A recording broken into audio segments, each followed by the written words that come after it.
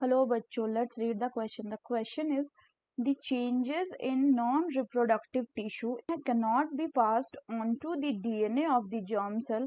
B में है cannot direct evolution. C में है are the acquired trait. D में है all of these. तो ये देखते हैं हम इसका की कंसेप्ट.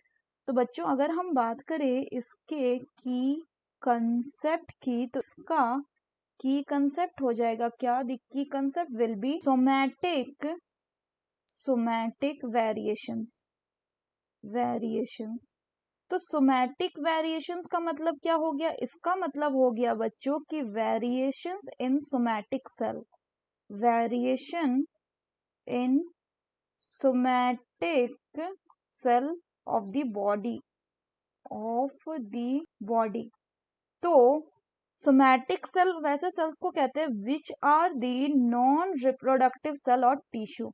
नॉन रिप्रोडक्टिव सेल और टिश्यू. और जो रिप्रोडक्टिव होते हैं बच्चों उनको क्या कहा जाता है? सो रिप्रोडक्टिव सेल जो है इनको कहा जाता है बच्चों जर्म सेल.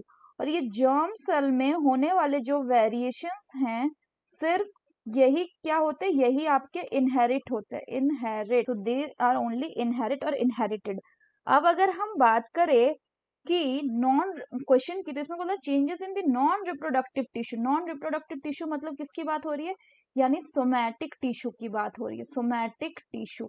अब अगर सोमैटिक टिश्यू में वेरिएशंस आ भी जाते हैं तो वो वेरिएशन जो है वो जर्म सेल में पास नहीं हो सकता. सोमैटिक टिश्यू मतलब मान लीजिए कि अगर आपका स्किन में कोई वेरिएशन आया, आपके स्किन के टिश्यू में कोई वेरिएशन आ गया, कोई वेरिएशंस आ गया ड्यू टू म्यूटेशन या किसी भी कारण से, तो ये पास नहीं होगा. It will not pass into your offspring.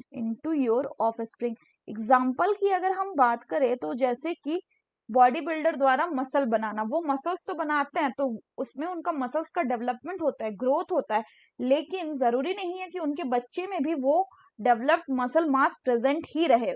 उसको हम क्या कहते हैं? ऐसे कैरेक्टर्स को जो लाइफ टाइम में एक्वायर किया जाता है by the non reproductive tissues और the somatic tissue of the body, इनको एक्वायर्ड कैरेक्टर्स कहते हैं. And they can not direct evolution.